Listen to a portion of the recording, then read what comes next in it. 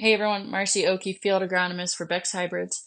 And today for this agronomy update, I wanted to talk a little bit about the most important pass of the year, and that is the planter pass.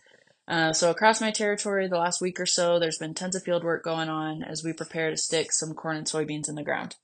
So we don't know what conditions Mother Nature is going to throw at us, but there are some things that we can control that can help set us up for greater success. So the first thing we want to think about are the fitness of our soils. So we want to make sure that we're not pulling that planter into a field that's too wet. Okay, wet soil conditions can cause a lot of issues like sidewall smearing, compaction, and can greatly affect our ability to close that seed slot. Okay, the other thing we want to think about are our soil temperatures. So we want to target a 50-degree soil temp with a warming trend. When we look at UNL's soil temperature map, when we look at central Nebraska, they're right about that 50-degree mark, and then that kind of drops off pretty steadily as we move into the Nebraska Panhandle and into Wyoming. Okay, reminder number 2 is to make sure that we are targeting the right seed depth.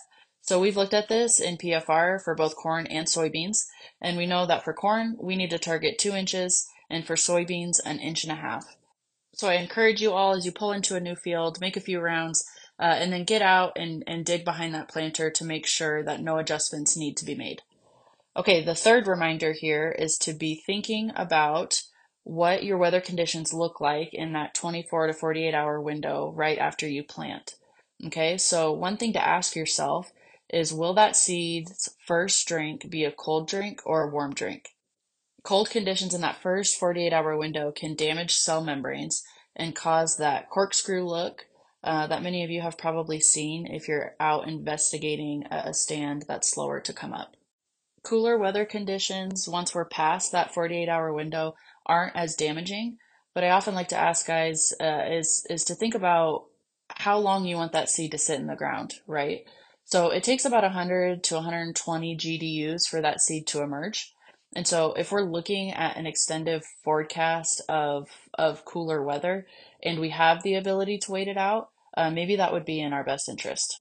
Last thing quickly I wanted to hit on is, when is the best time to be planting our corn and beans?